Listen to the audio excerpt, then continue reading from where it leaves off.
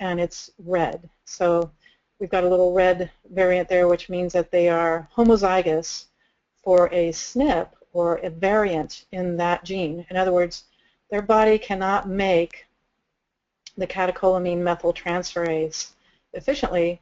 Therefore, they're not going to be able to break down their catecholamines, and they're going to be chronically high. So I know in practice, I saw a lot of people that had chronically high levels of adrenaline, noradrenaline, cortisol, etc. And we would counsel them on, hey, just try to relax, and we just kind of consider them stress monsters, and maybe they needed to take a meditation class or something. But we had never considered that maybe genetically they couldn't break down those stress hormones, and this person is having great difficulty breaking those down.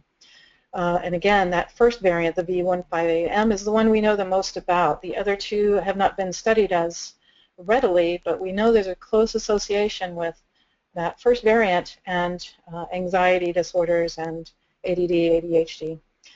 And then again, I want to impress on you this very important point, is that you can't look at each variant individually by itself. You have to look at the group of them. So this person also has a ++ or homozygous variant in the MAOA gene. If you look down six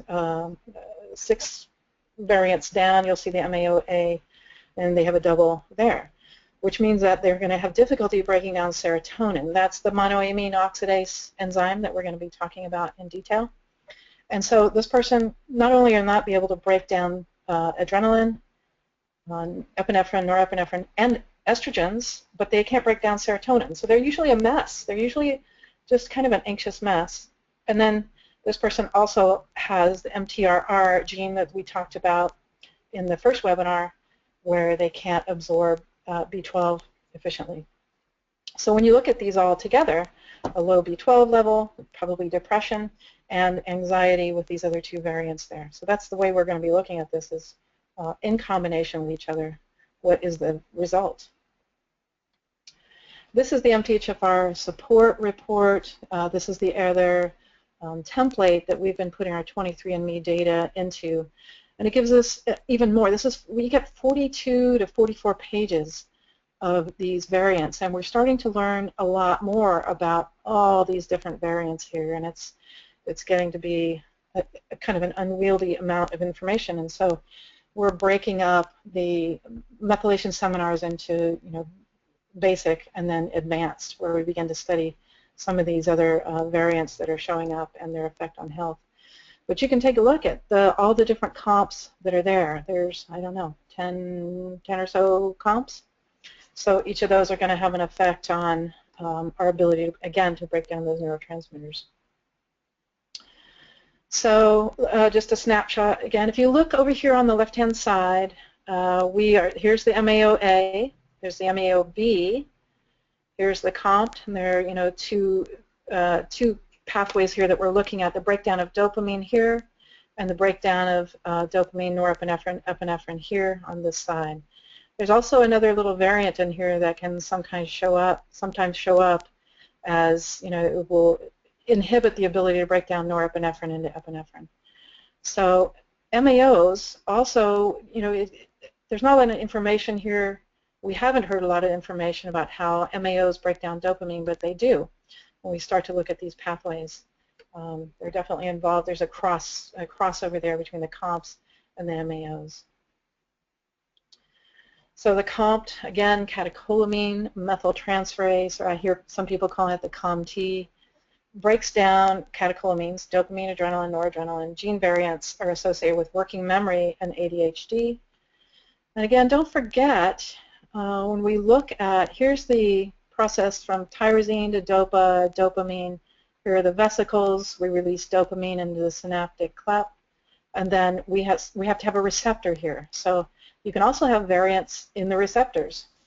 And then the catecholamine methyltransferase, this happens in the liver over here, where we break down dopamine. So it metabolizes, again, don't forget that it also metabolizes the hormones estrogens. So those people in your practice that are estrogen dominant, it could possibly be a problem with their catecholamine methyltransferase enzyme, but it can also be the cytochrome P450 enzymes that are involved in phase 1 detoxification in the liver. But I just want you to remember that COMT also breaks down estrogen metabolites.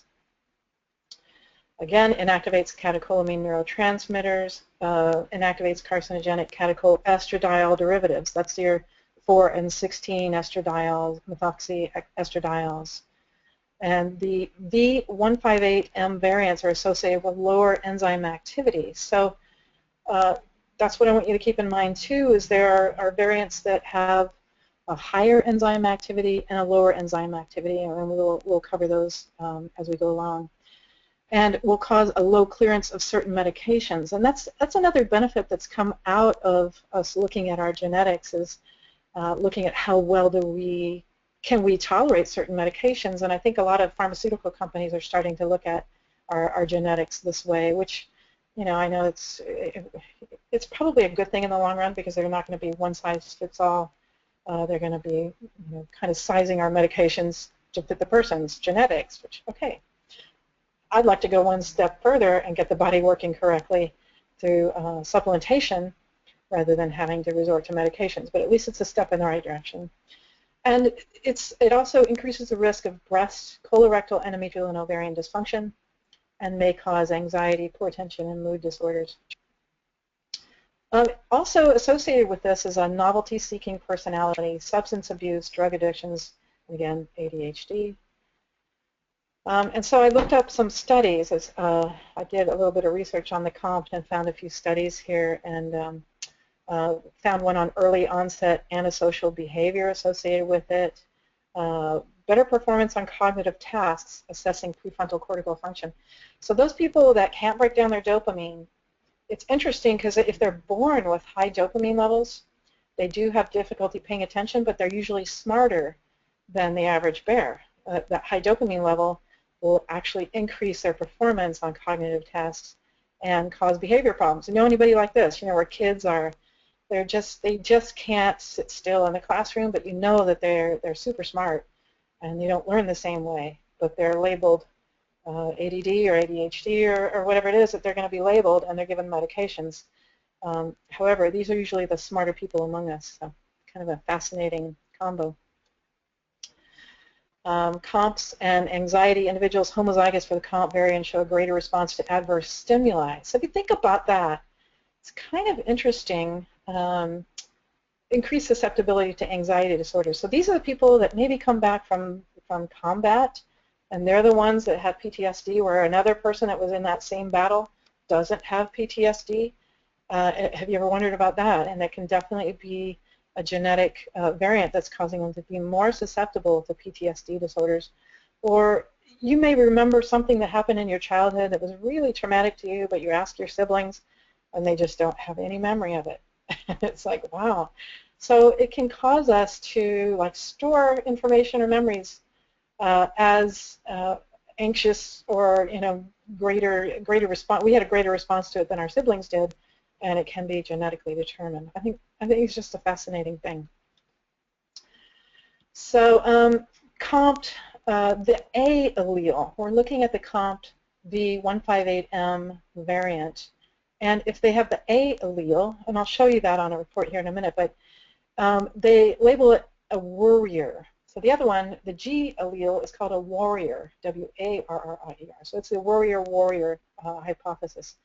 These people are more exploratory. They have lower COMT activity, so therefore they're going to have higher dopamine levels and a lower pain threshold. These people, like if you try to adjust them, if you're chiropractors out there, if you do acupuncture, they're the ones that are screaming and yelling, and you're like, I barely touched you. And you just kind of consider them to be sort of wimpy, but it could be that they have this COMT or COMT variant. Enhanced vulnerability to stress, and again, more efficient at processing information under most conditions. And so an allele, let me explain that. It's a variant form of a gene, and some genes have a variety of different forms which are located at the same position on a chromosome. Humans are called diploid organisms because they have two alleles at each genetic locus, with one allele inherited from each parent. So when we look at the COMT variant here, you can see the allele. This is an AA allele, and the result is homozygous for that variant. So that AA allele, backing up here, this person is going to be this, the worrier. Okay, and they have difficulty breaking down dopamine, so they're going to have higher than normal levels of dopamine, but again, usually smarter than average. They also have a homozygous on the second one here too, which adds to the problem with breaking down their dopamine. And then there's the other variant, the G allele, and this is considered a warrior. They're less exploratory, they have higher COMT activity. In other words, they break down dopamine better, so they're going to have lower dopamine levels, and they're going to have a higher pain threshold, better stress resiliency, albeit with a modest reduction in executive cognitive performance under most conditions. So it's kind of fascinating to look at those alleles and the differences there. So here's the COMT, and you can see it's a green. It shows a positive for a GG, which means that that enzyme is working well. In fact, a little bit too well. It breaks down dopamine a little too fast. Normally, we would consider green good. You know, green is like normal and good. But in the case of the COMTs, a plus minus is actually beneficial because it keeps your dopamine from breaking down too quickly or too slowly. It kind of balances that breakdown of our neurotransmitters.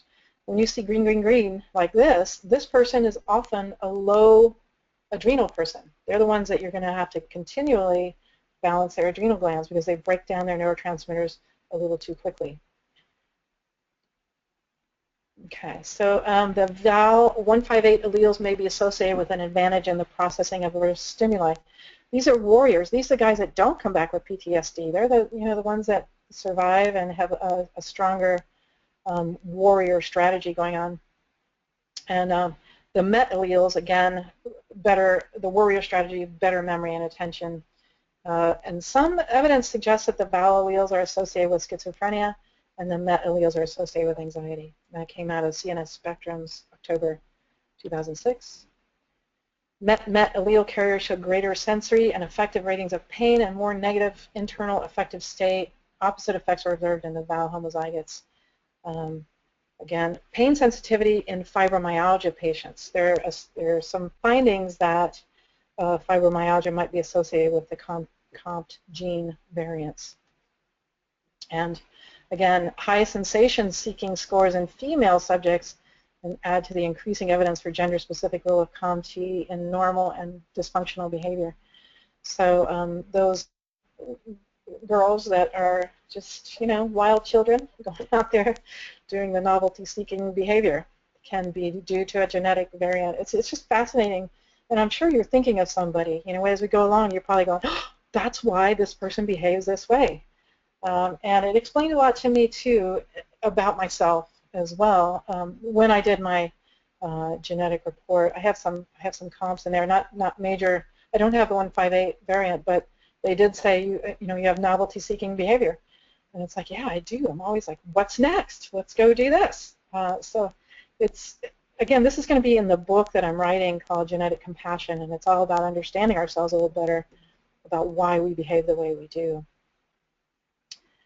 The SNP's located on the CYP1B1. That's your cytochrome P450, one of the enzymes that breaks down estrogens. The COMT or the HSD17B1 gene seem to be associated with breast tissue density in estrogen-related factors. So the modifying effects of estrogen-related factors should be considered when evaluating associations of polymorphisms in estrogen-related genes with premenopausal mammographic density. So those breast lumps can be due to a COMT variant.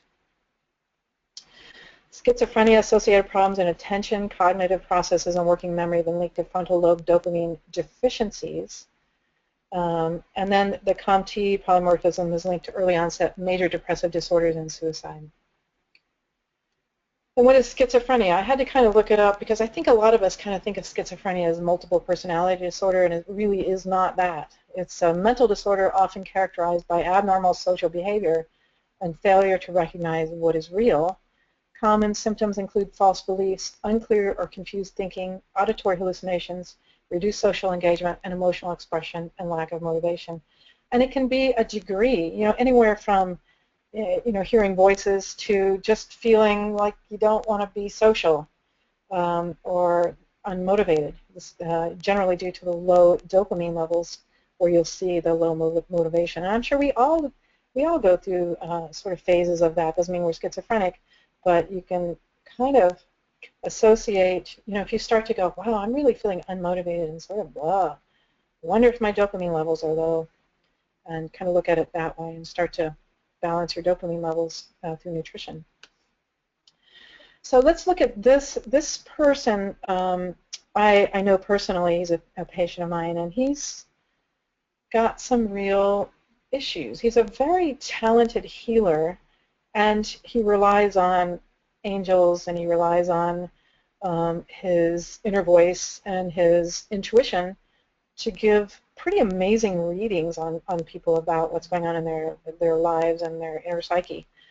And so I wonder, he's got 2 COMTs on the top there, which means, again, higher than normal levels of dopamine, 2 of them, 2 homozygous. So again, higher intelligence. The VDR TAC is there, and those of you that kind of were here for the second webinar on the VDR will understand that that can sometimes lead to low dopamine. So it's possible that they kind of balanced each other out. And the MAO will lead to high serotonin, which can cause a lot of anxiety. But if the MTHFR, that's the variant that helps you absorb folic acid, is not even working in the first place, and you're not even making methyl groups, then it's possible that he isn't feeling any of these anxiety or stress issues, low or high dopamine. He could be kind of at just a low level functioning. And the minute you give somebody like folic acid or methylfolate, somebody like this, you can see you're going to create a lot of anxiety. And so he went off on his own and started reading about the MTHFR and started taking methylfolate. And he came out of his skin. He was really in a bad way. His COMT was not able to break down the dopamine that he was suddenly creating, and the MAO was not able to break down the serotonin he was suddenly creating, and he was having a very rough time of it. And so that's why I say you got to know what else is going on in their report before you just start in with a methylfolate. So again, serotonin, dopamine, norepinephrine, just kind of review of where we are in the pathway. High dopamine has been observed in patients with paranoia, irritability, high blood pressure, short-term memory problems, poor GI function along with ADD symptoms. And you remember that a lot of our neurotransmitters are made in the gut, so it can affect our gut function. Low dopamine is associated with attention difficulties, apathy, memory deficits, poor fine motor control, cravings, and addictions. So severely low dopamine, these people are craving whatever it is they're craving, whether it's sex, drugs, and rock and roll, alcohol. Those of us that are, I kind of say this in jest, but I think it's kind of true. Those of us who are healers, we're kind of addicted to the results of what we do. It's like, it is so rewarding to have somebody go, wow, you changed my life. You gave me my brain back, my health back. And it's like, yes, that's our dopamine hit. And so I think it kind of makes us good practitioners as well, in a positive note. So norepinephrine, high norepinephrine can be associated with high blood pressure, insulin resistance, stress, and obesity. Generally, these patients have high blood pressure and or insulin resistance. Or low norepinephrine can be associated with fibromyalgia and other pain disorders. Patients who regularly engage in very strenuous exercise will end up with low norepinephrine, and then will definitely associate with mood disorders. High epinephrine levels are seen with anxiety, hyperactivity, and stress. Low with fatigue, poor concentration, low cortisol levels due to adrenal insufficiency and adrenal burnout. So these are the people we give, the de-stress formula, or we give them some kind of glandular product, adrenal complex, that gets them, back up off the floor. But if we get their methylation pathway going, they generally don't need that support anymore. They start to make their own neurotransmitters and hormones, and that's what we're about. So tyrosine, again, just a review of the pathways. If you take a look at the COMT MAOs, they're everywhere here. COMT MAO, COMT MAO. There's a lot of crossover here. between these two pathways. That's why I wanted to do them together, because they're very much associated with each other. So how do we test these? And I'm a kinesiologist, and I've had many discussions with people that don't do kinesiology that want to be able to do this work. And I got to tell you, it's a bit tricky. You can do it. You can certainly do it, and you can get your neurotransmitters tested through certain various labs, and you can see if they're high or low, and you can look at their genetics and kind of start to spot where their problems are.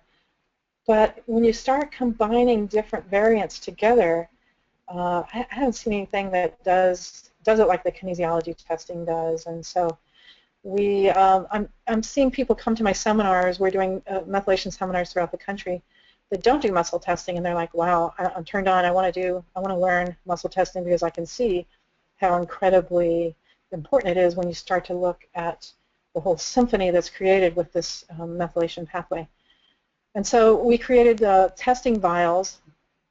And when it comes to testing COMT variants, we're going to be using dopamine, adrenaline, noradrenaline, cortisol.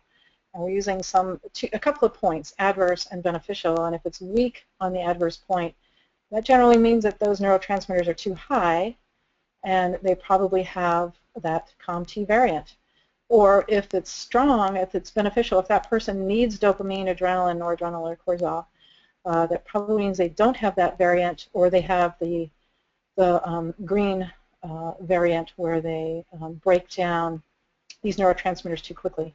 So they're low in dopamine, adrenaline, noradrenaline, or cortisol, or they're just not making them in the first place, which could mean they're not methylating in general. So the goal is to get them balanced. You want dopamine that's not too high, not too low. You want it right in the middle, adrenaline, noradrenaline, cortisol. You want those all to be smack dab in the middle of balanced. And so using the kinesiology testing, we can really kind of nail these balance points. So we're also introducing the kinesiology. I do holistic kinesiology, and we're going to be teaching these classes in Phoenix in February and March. And for those of you out there that don't do kinesiology or muscle testing, we'll be showing you how to do that, doing the basics. So this is the kinesiology test kit that we created, and it has all those neurotransmitters in there. It has all the substrates so that you can evaluate what's going on in this pathway and start to get it balanced. So when it comes to how do we balance the COMT variant, and the big winners are that trace min plus and the core level bond matrix. So if you're a kinesiologist, you would place the epinephrine or adrenaline on somebody, and if they go weak, put the trace min plus on their core level bone matrix and see if it balances it out.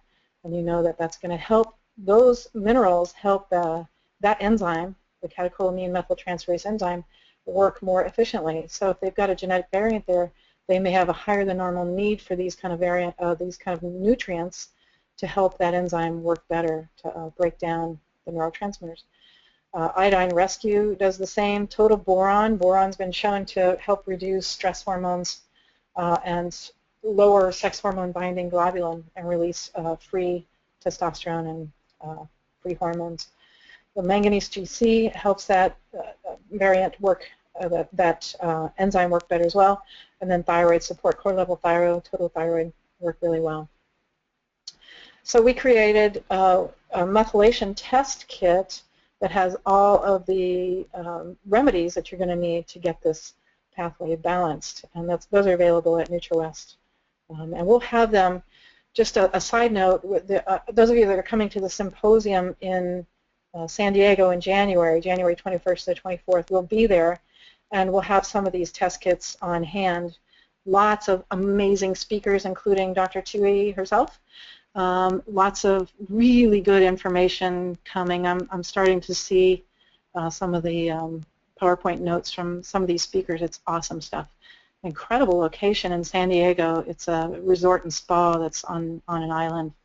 Just looks beautiful. So I hope you guys can join us there, and we'll have a lot of these materials available for you, and we'll be testing some of the doctors and demonstrating. We're going to be demonstrating this technique there as well.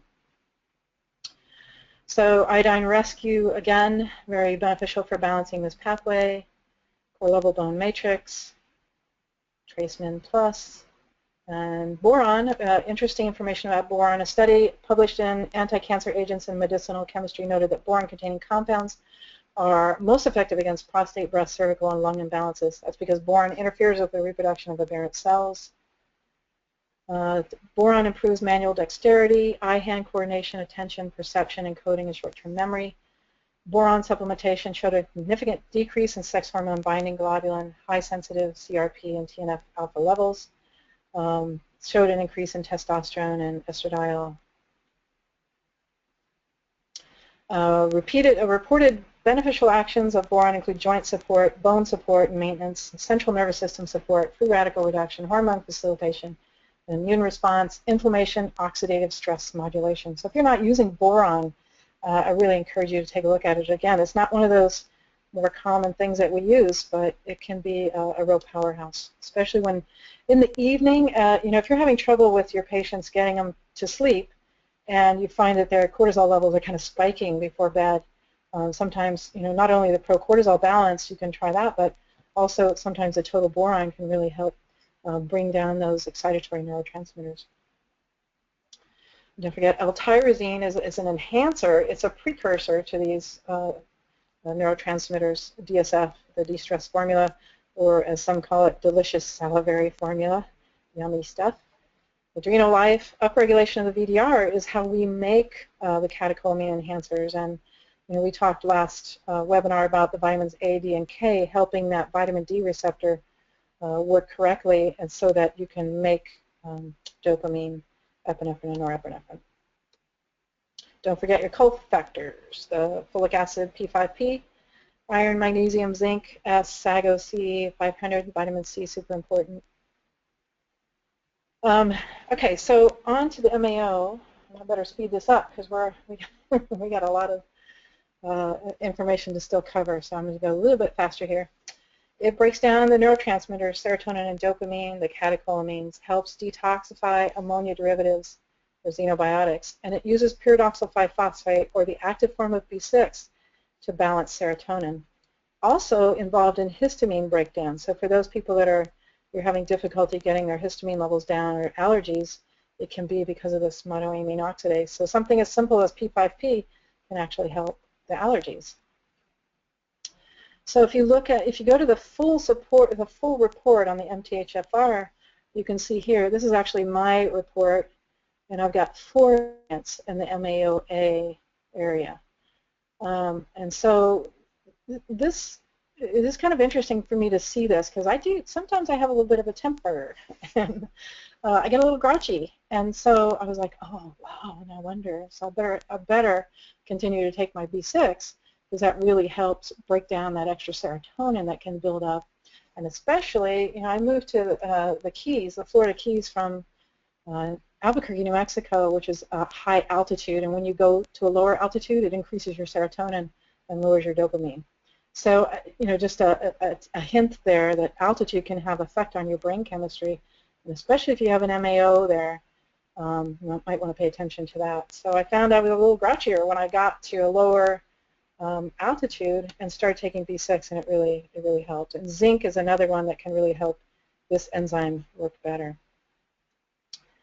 So MAO they create increased or decreased levels of serotonin due to a lack of efficiency or a hyperactivity of this enzyme. It can go both ways.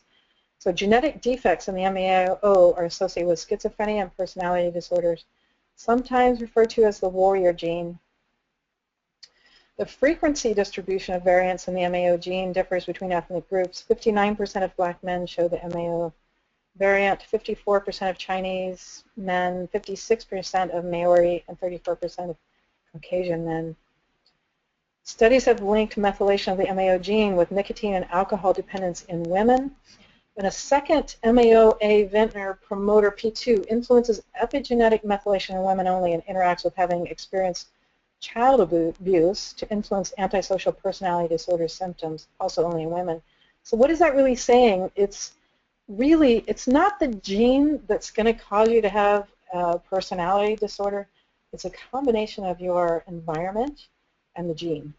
So those people that are raised in really healthy environments and have an MAO, they can still be perfectly normal functioning people. And that's another thing to remember. It's not only the gene-gene interaction, but it's also your gene environment that creates a problem.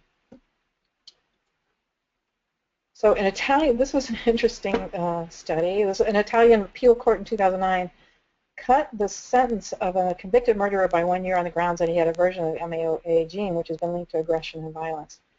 So a rare genetic disorder caused by MAOA mutation leads to MAOA deficiency, and in turn an excess of monoamine neurotransmitters causing excessive impulsive behavior, including hypersexuality, sleep disorder, extreme mood swings, as well as a tendency to violence, which is known as Bruner syndrome. Compared to individuals with high expression allele, healthy men and women with the MAOA-L reported higher trait aggression, higher interpersonal sensitivity, and showed greater dorsal anterior cingulated cortex activity associated with rejection-related distress in response to social exclusion. So, if you think about those people that, like, they didn't get chosen for the volleyball team or whatever, they take that a lot harder if they happen to have an MAO variant, and they can head into more social exclusion and kind of begin to hide in a hole, essentially, and become socially imbalanced. So it's kind of an interesting thing. When you add, again, environment to a gene, sometimes it can lead to these sort of experiences in life.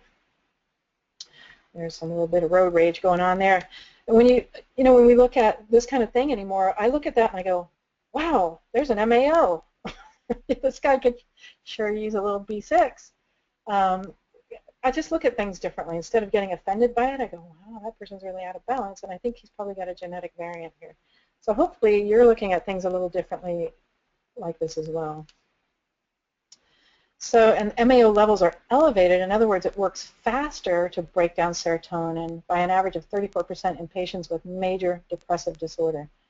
So genetic association studies examining the relationship between high activity MAO variants and depression has shown major depression along with sleep disturbances. So you'll see the green on the MAO. If it's green, that means they break down serotonin a little faster than they would if there was a homozygous or a heterozygous variant there. This polymorphism may be associated with psychiatric diseases. I just went and looked at different studies where there was panic disorder, obsessive compulsive, bipolar, Alzheimer's, and schizophrenia. Also, a multiple personality disorder. I had one of my doctors call and say, or she sent me an email actually and said that she had a patient with multiple personality disorders, 60 different personalities since she was a small child. I think this woman was like in her 40s. They all came together in one personality, and she was just blown away. Just didn't expect that to happen. I've never seen it happen, but these are the kind of reports that are coming in from the doctors out there that are using this methylation pathway balancing technique. Serotonin is also depleted by stress, sugar, excess carbohydrates, alcohol, lack of protein, nutrient vitamin deficiencies, pain, and of course methylation defects. So it's not just ignore environmental or dietary kind of things. If you have an MAO, you're going to want to watch these things closer. Sugar or excess carbohydrates in the diet is going to make your MAO worse. It's going to make you more irritable. Alcohol, lack of protein, etc. It's going to create even more of a problem for you, so it's even more critical that you watch these variants that are under your control. Lowered serotonin levels are associated with obesity, carbohydrate craving, depression, impulsivity, violence, and alcoholism. This came out of a book called Potatoes Not Prozac, where Kathleen Desmaisons has a great success with helping people with alcoholism through nutrition. And so the other interesting thing here is that I've had people that were overweight, that were obese, that came back in after we started them on methylation pathways, and they said, you know what, my cravings went away, and they're like, I feel so much better about myself because I know it wasn't just my lack of willpower. There was an actual biochemical thing that was going on in my body causing me to crave carbohydrates, because you get a little dopamine hit from it or a serotonin hit, and it makes you feel better temporarily. So it's fascinating to see people go, yeah, I don't crave carbs anymore, and they're really getting into balance. Back to this real quick. Also, we had a patient with this early on when I started doing this. I worked with a methamphetamine addict, and the results were so immediate and so stunning that I just was blown away by it. She stopped having any cravings at all for methamphetamines the minute she was on a methylation pathway, and the minute she ran out of her supplements and said she couldn't afford it, they came back, and she fell off the wagon and started using again. Her family got together and paid for her supplements so that she could get balanced again. It was dramatic. It was really amazing. So again, these are your cofactors: zinc, B1, B6, folate, iron, B3, calcium, zinc, B6, magnesium, vitamin C, all needed to get from tryptophan, from your protein intake of proteins, making stomach acid, tryptophan, 5-HTP, and serotonin. You can have variants in these particular genes as well, and that's in the advanced class. We talk about these, the dopa decarboxylase and the tryptophan hydroxylase. Copper blocks a lot of these nutrients. I just thought that was an interesting little slide where you can have copper toxicity, and zinc will often balance that copper so that you can make these neurotransmitters efficiently. Research demonstrates that serotonin levels are high in such, sorry, typo there, in such disorders as schizophrenia, autism, mania, depression, anxiety, organic brain disease, mental retardation, Alzheimer's, and anorexia. And even though the causes of violence are broadly environmental, they are nonetheless biological, because environmental forces are mediated biologically, in this case, by, among other things, serotonin. This is out of an interesting article in the New Yorker magazine. What makes somebody like this? Probably a lot of us have seen the movie The Silence of the Lambs, and what makes somebody a psychopath is a very fascinating thing. I watched a video by this guy. I'll go to it in a second. His name is James Fallon, and he's writing a book. He wrote a book called The Psychopath Inside, and what he found was really fascinating. He did studies on psychopaths, and he looked at brain scans of these people that were mass murderers or just really deranged people that were in jail, and he began to look at their genetics as well.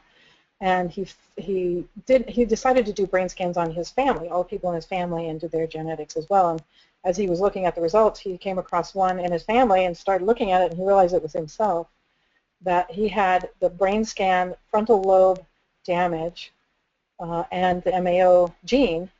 And he was like, wow, I don't feel like a psychopath. I haven't gone out and committed any crimes, and what's missing here? And it turns out, it's environment. He was like one of the only surviving children in the family. A lot of the other children died early, and he was given a lot of attention as a kid, and he feels like that really made him not become a psychopath. That he could have gone down that path had his environment contributed to it. So we can't forget the importance of childhood treatment. So if they had locked him in a closet or beat him or somehow abused him, it's likely that he would have ended up in a bad place. So it's a fascinating interview to get a chance to look at it, and it's Neuroscience and the Psychopath Inside. The psychopaths, genetics, and the development of the brain are discussed with neuroscientist James Fallon, who recently recorded his own troubling genetic discoveries in the book The Psychopath Inside. The predisposition to violence, impulsivity, and the genetic markers that can influence people toward criminality are detailed, with attention to Fallon's experience in this Crime Time interview with Allison Hope Weiner, and there's the link there. So I hope you get a chance to look at that. It's really interesting. But he went to his family and friends, and he had this list of characteristics of a psychopath, and he showed it to his family and friends and said, "Do I do any of these things?" And they said, "Yeah, you're actually kind of scary in the way that you can make very cold decisions about things." With, and he was like, "Wow, really? He didn't know. He didn't know his effect on people." And so it's just really interesting.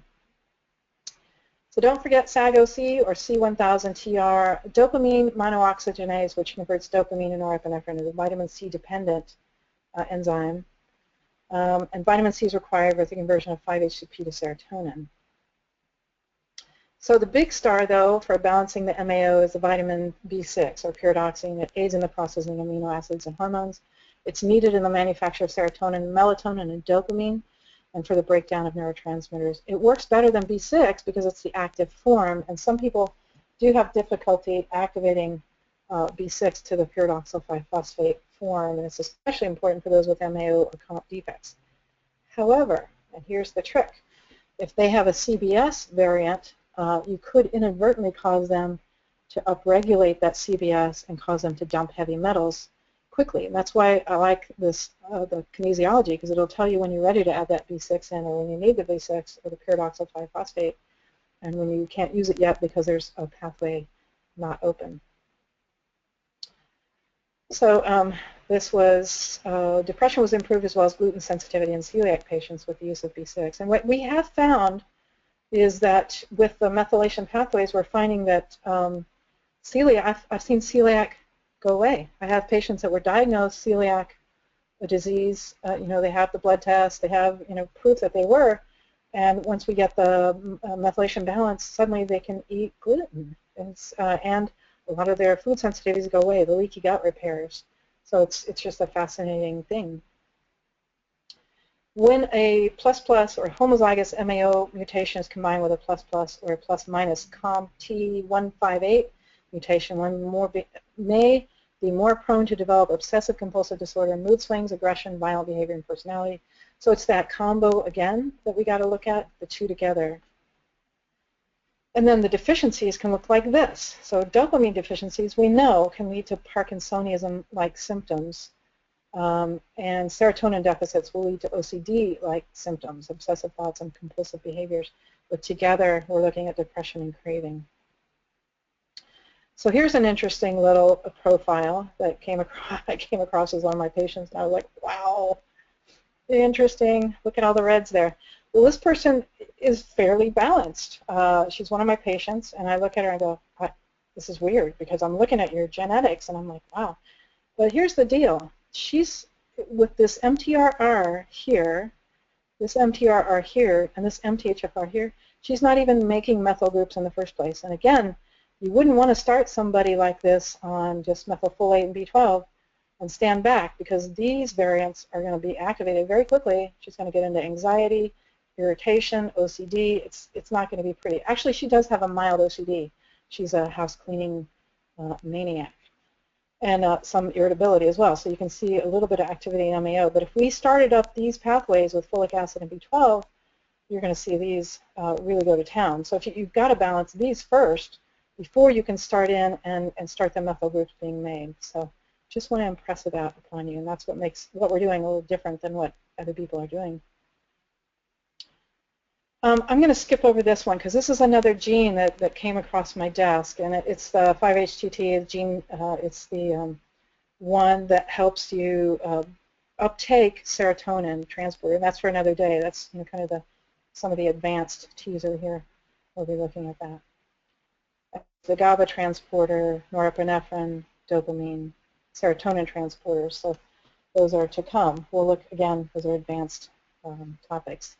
So hopefully you're not thinking that these neurotransmitter issues are a Prozac deficiency, like a lot of people do. There's big money to be made. I just got to get on my soapbox for a second here. You may or may not agree with me, but the literature is pretty amazing. And previously non-suicidal patients who took the drug had a 5-fold higher rate of suicides and suicide attempts than those on older antidepressants, and a 3-fold higher rate than those taking placebos. But it's interesting, and it's usually suicide, homicide-suicide, and taking a bunch of other people out. And this is something we never saw as kids. And a lot of the people that are, you know, mass suicide, mass homicide and then suicide are on antidepressants. So it's not the guns. Gun control isn't going to solve this problem. I really believe that it's a problem with the antidepressants that a lot of people are on. So again, that's my opinion, but it's just really confounding. We win. In 2004, global sales of antidepressant agents exceeded $15 billion. This is 2004. I don't have the current studies on that, but that's even back in 2004. Japan is currently a relatively unimportant market for antidepressants. They only have about 5% of the global market. European market is 19%. The United States is 71% of the global sales of antidepressants. So we got some work to do, guys. I hope you're going to work with these people and help get them balanced and get them off. You know, you work with their doctors, of course. You can't take them off antidepressants, but if you can work with their doctors on this and help them get balanced, we've seen incredible results. Or just keep them, more importantly, keep them from going there. It's just a sad a sad state of affairs. And I wonder if some of that 71% is because we do so much advertising of our antidepressants on TV. It's just disturbing. Increased mortality with those antidepressants as well. So I'm going to move along because we're about out of time. So some tools we've developed, and you can go to methylationproducts.com. We have testing vials, a set of 53 metabolites that I showed you there. The methylation test kit from NutraWest is amazing. We have the methylation posters that you can buy and the interactive methylation program. The NutraWest poster as well will show you what nutrients you use with certain variants. So you can use those. And there's an interactive computer program for doctors and patients that's quite informative. It's a great way to learn methylation. These are the locations of the methylation seminars in 2016. We're going to be all over the country doing this. The response has just been amazing. The class size is growing every time we do it. And people are getting it, and I love the feedback. It's been incredible. I'm hearing from doctors all over the country going, oh my gosh, I can't believe the headways that we're making it with patients that we couldn't get anywhere with. So hopefully one of these is going to fit into your schedule around the country, and you can pick up the weekend seminar. We're doing it 2 days, all day Saturday and half day Sunday. And then, again, sorry, I said February, March earlier. It's February, April that we're doing the holistic kinesiology classes. If you're wanting to learn kinesiology, I highly recommend these. And then here's some other resources. Again, the holistickinesiology.com or holisticmethylation.com. You can order those products. To order the NutraWest test kits, contact your NutraWest distributor. The genetic tests, the best we have right now is www.23andme.com. And these are the templates. We put them through the geneticgenie.org and mthfssupport.com. So do we have any questions out there? I think we have maybe a minute or two. Great. Lynn, are you? Yes, thank you so much, Jay. This is all fascinating information. The question that I see is coming from someone who says if you have bipolar / suicide on the father's side of the family for 2 generations, would it be more crucial to check your gene SNPs? I'm going to say yes. But yeah, I'm going to hand that over to you with the request also that when you finish the question, if you wouldn't mind going over the brief introduction to the webinar, because we had a snafu with the recording, which started with the gene variation chart. So after you have answered the question, and maybe people who have listened to the whole webinar need to leave the webinar, that we might be able to add just that few short minutes for people who are coming in on the webinar with the gene variation chart. Sure. Is that, let's see, where was that? Here is where it started? No, the other gene variation chart that had the RSID numbers. Oh, wow. All the way here? Yes. Oh, gosh. Okay. Yes.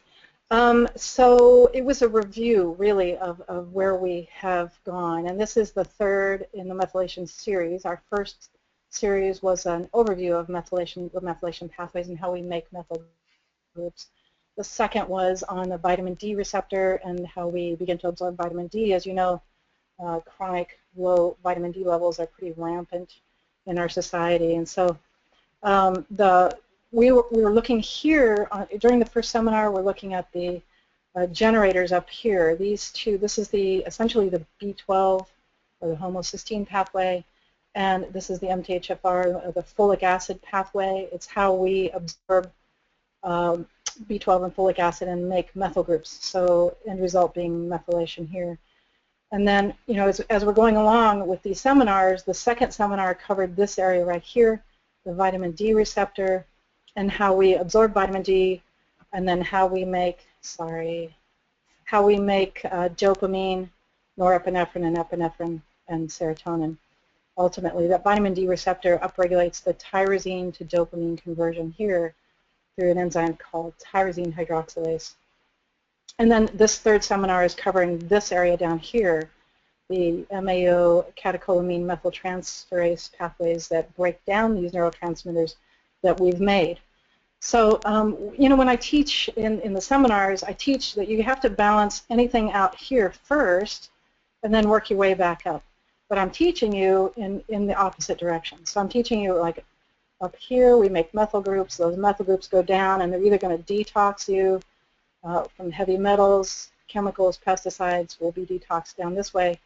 And if you have blocks along this area, then you're going to detox too quickly if you turn on your methyl groups and don't open these pathways. So second seminar talked about how we upregulate that vitamin D receptor. Third one, we're covering the breakdown of these neurotransmitters that are then created so that we don't create irritability, anxiety, and depressive issues. So again, you know, methylation pathways require B12 and folic acid, but they may have a genetic variant that prevents absorption, and that's why you have to look at the active forms for these people. So for folic acid, you need to look at methylfolate. For B12, you might want to look at hydroxy B12, hydroxycobalamin, or methylcobalamin. And those neurotransmitters require methyl groups to produce tetrahydrobiopterin, which is the precursor to those neurotransmitters. It has to be activated by the VDR to produce comines, dopamine, adrenaline, noradrenaline, cortisol. And then once we produce those, you need to break them down. Otherwise, we're going to end up with anger, anxiety, ADD, ADHD, and sympathetic dominance.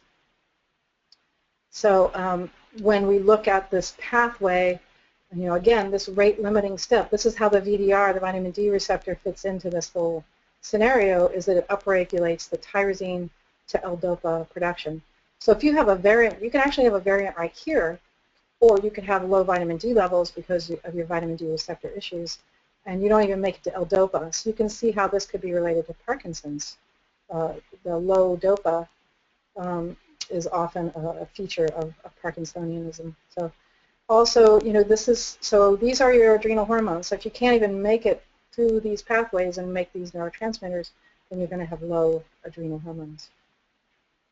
So again, we've been using the 23andMe test because it's easy.